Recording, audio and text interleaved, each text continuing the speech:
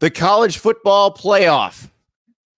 We got an update because the commissioners who oversee the college football playoff have agreed on a framework of a contract with ESPN that will last through 2032. Now, what does that mean? It means all that stuff we've been talking about with a 14-team format, not quite done yet. They're not dealing with that right now. They figured out how to split up the money, which I think is the important part to most of them. And I think that's the big part. Everything else kind of works itself out afterward, we think. Obviously, they'll fight over this stuff. But here's how it works. As we expected, the Big Ten and the SEC taking most of the money. Before, there was a split. Remember, there were 5 power conferences before the Pac-12 imploded. And the 5 power conferences got more, but they split their share equally amongst themselves. That's not happening anymore.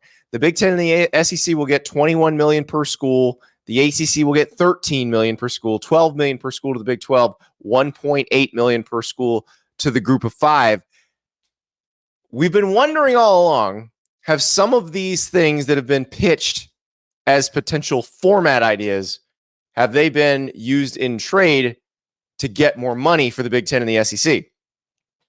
We'll see about that. One thing that seems to be off the table, and basically maybe because of the public backlash, but also maybe because they traded it for money.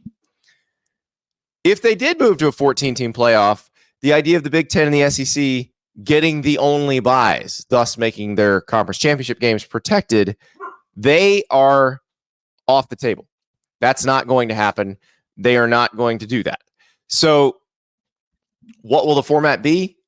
We don't yet know, because you've got schools and conferences that are fighting for more access. You have the idea that if you're the ACC or the Big 12, if you accept a guaranteed number of bids, but it's lower than the SEC and the Big 12, you're cementing second-class citizen status, but you still get more bids. Remember that Dear Andy question yesterday about could the ACC get a second team into the 12-team playoff this year? And it's not a slam dunk. So maybe they do want 2 guaranteed bids. But all of that stuff is going to get figured out a little bit later, which is interesting. And it makes me wonder. They are still expected to go with a 14-team playoff for 26 through 32. But now that they've tabled that for a minute, is it possible they allow a 12-team playoff to happen and say, you know what? This might be better. Maybe we just keep it here. Greg Sankey, the commissioner of the SEC, went on the SEC network at the SEC basketball tournament yesterday and said basically 12 and 14 are bookends, and just leave the bookends on the shelf. So basically, they got their money taken care of. The other details can be worked out. But the SEC and the Big Ten, for sure, have the most power, the most money. All UADs who say, well, how are we going to possibly pay players if they become employees? Where are we going to find an extra $20 million? We just found 15 if you're in the SEC or the Big Ten, because that's the raise you're getting. You're getting about 15 million more a year per school. So congratulations, Indiana. You just found your payroll. Congratulations, Mississippi State. You found your payroll. It is a huge cash infusion for those schools. And we have to find out, and we will find out when the next round of negotiations begins. Was this what it was all about? Was this the part that really mattered to them? The money part? Or do the other parts matter? Do they want to guarantee themselves more access? The most access. I mean, the Big Ten and the SEC will get the most access anyway. And then what will the ACC and the Big 12 fight for? What will matter to them the most? Andrew asks, what does this mean for conference championship games? They're going to keep having them. But if they become irrelevant to the grand scheme, if they become uninteresting to people, then they're going to have to adjust them. So we'll see what happens to them going forward. I still think there's a really good chance if they did go to 14, and again, that's not a guarantee right now, but I think 14 is still expected for that next format. If they did go to 14 and there were 2 byes, then I think the SEC championship and the Big Ten championship most years would be for the 2 byes. Most years. Some years, it'd be the ACC championship or the Big 12 championship.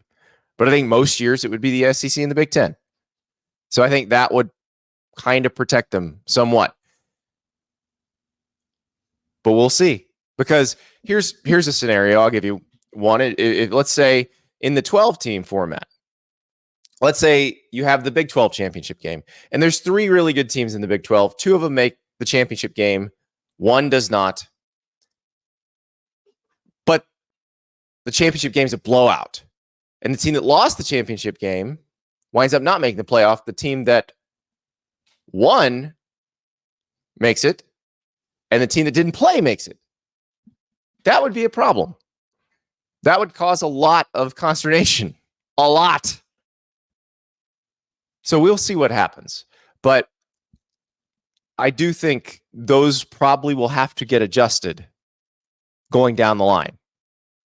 Like, I know Ross Dellinger from Yahoo has suggested this, and I know some of the ADs and commissioners he talked to have suggested this, that maybe your regular season champ automatically gets in, and then you play basically a playoff game, an elimination game to get in between 2 and 3 or between 3 or 4.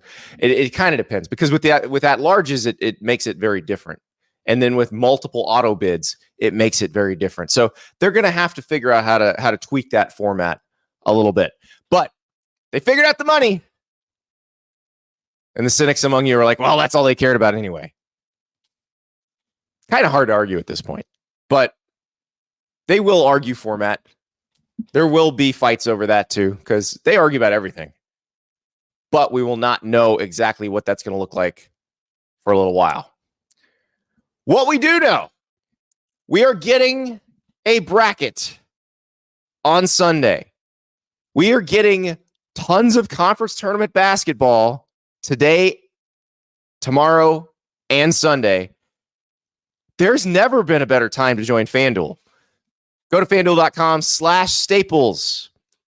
If you win your first $5 bet, you are guaranteed $200 in bonus bets. And there's a lot to play. Now, you obviously can play NBA, NHL, you name it. But this is college basketball. This is March. This is the postseason. This is the time. This is the time where you can sprinkle something on that conference tournament final. This is the time when you can get ready with the first 4 in Dayton starting next Tuesday. So many options on FanDuel. Easy to play.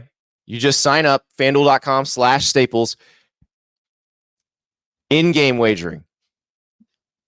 Overs, unders, player totals, you name it. They got it. So go to FanDuel.com/Staples and sign up today. Thank you so much for watching. Just a reminder, subscribe to this channel right here so you never miss an episode of Andy Staples on 3. And oh, by the way, watch all the other great videos on the On3 Sports YouTube channel.